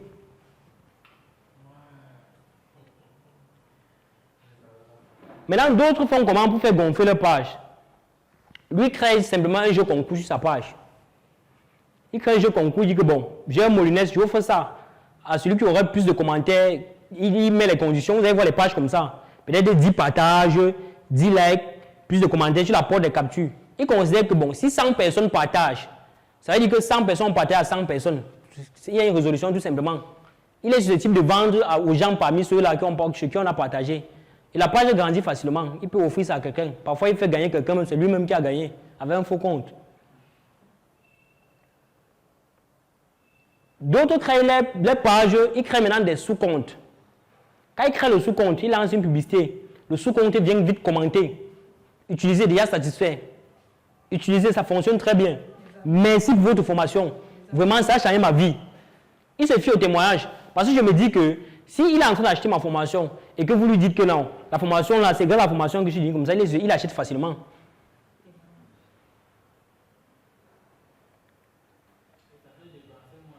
Non, ça fait dépenser moi en coût de publicité, tout simplement. Tout simplement, ça fait dépenser moi en coût de publicité.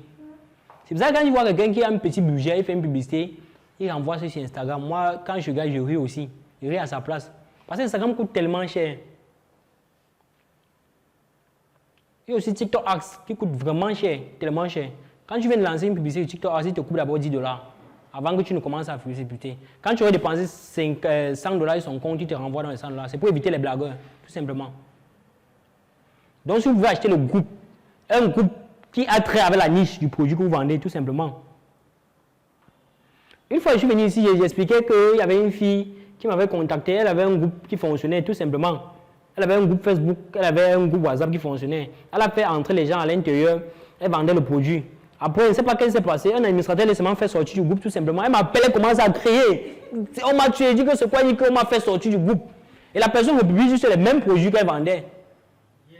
Son propre groupe, on est chassé. Oui, là, non, c'est qu'elle a mis, elle n'a pas bien délégué. Parce qu'en réalité, même quand vous créez votre page et que vous envoyez à quelqu'un, il y a des tâches que vous ne devez pas confier à ces personnes-là. Tout simplement. Il peut vous enlever d'un jour ou l'autre.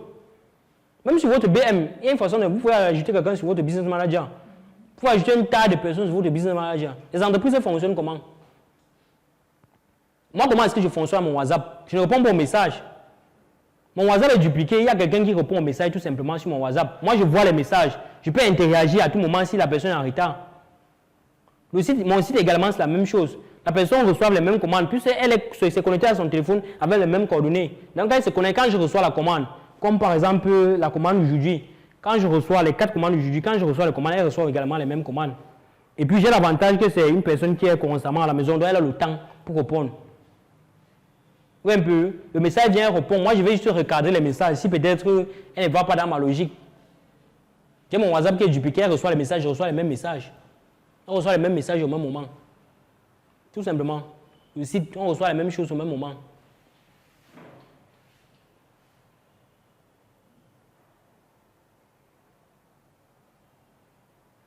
Il y a une question?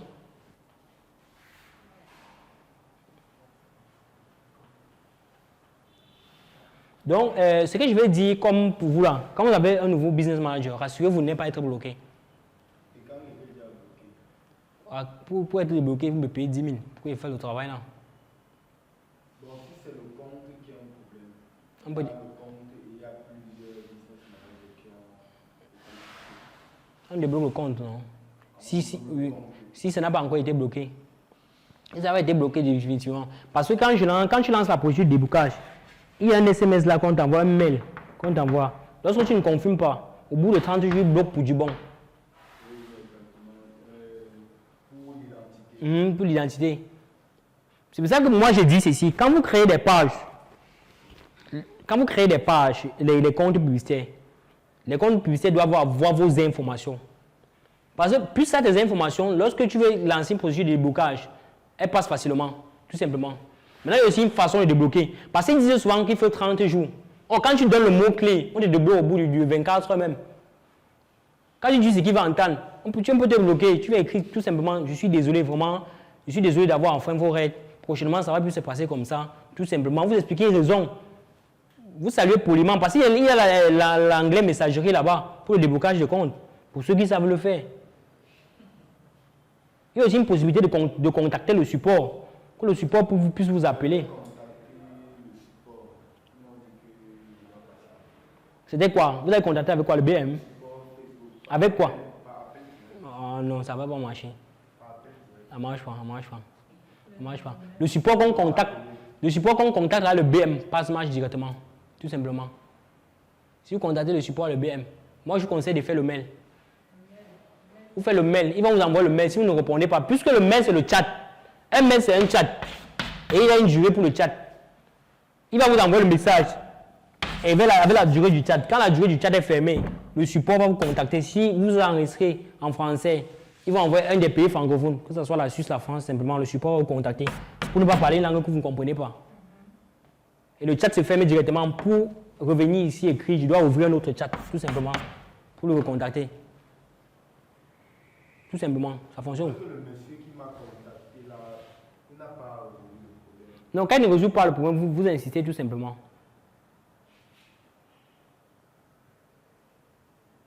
Maintenant, c'est la manière de faire aussi. La manière de faire. La manière dont la façon par laquelle vous rédigez. Qu'est-ce que vous dites exactement? Si votre compte est vérifié, c'est aussi plus bien. Quand votre compte est vérifié, on a plus d'accent sur vous. Quand le compte est vérifié, ça veut dire qu'on reconnaît l'idée de votre BM, non? Parce que quand vous voulez vérifier le compte, on demande l'idée de votre BM. Quand il connaît l'idée de votre BM, vous considérez donc comme quelqu'un de la maison et il résout facilement votre problème. Oui? On peut demander la vérification de compte. La vérification de compte, c'est en fonction du montant que tu as dépensé sur ton compte publicitaire. Oui, il fait dépenser un certain montant. Parce que quand tu dépenses un certain montant, au départ, tu as un compte qui est par défaut. Maintenant, quand tu dépenses au fur et à mesure, on te donne la possibilité de créer plusieurs comptes publicitaires. Quand tu crées plusieurs comptes publicitaires, tu peux maintenant demander une vérification de tous les comptes publicitaires. Toutefois, envoyer tes informations. Oui, sur tous les comptes, non, tout simplement. D'avoir plusieurs comptes publicitaires. Parce que quand j'ai plusieurs comptes publicitaires qui sont repartis, le compte A peut être bloqué, je continue à le compte B, tout simplement, à faire la publicité. Le compte A peut être bloqué, je continue à le compte B, je commence à faire ma publicité. C'est pour ça que je vous conseille de créer plusieurs comptes Facebook. Vous laissez ça avec vos identités. Parce que le premier compte, il va falloir dépenser un montant pour qu'on puisse vous donner la possibilité de créer d'autres comptes. Or, le premier compte que vous avez par défaut lorsque vous créez votre BM, lorsqu'il est bloqué, le débloquer, c'est très grave. C'est pas facile. Parce que s'il débloque aujourd'hui, vous débloquez demain, il débloque demain. À un moment, il va dire que le compte est bloqué définitivement. Et ça peut entraîner les pages qui sont sur ça. Ça peut entraîner la page, il bloque la page. C'est-à-dire que quand je dépose, j'envoie sur un autre compte, ça bloque une fois le compte publicitaire là aussi. Tout simplement. C'est pour ça que quand vous entrez sur votre BM, il y a un endroit où on dit statut de compte, statut des pages. Pour voir si les pages sont restreintes ou bien le compte est restreint.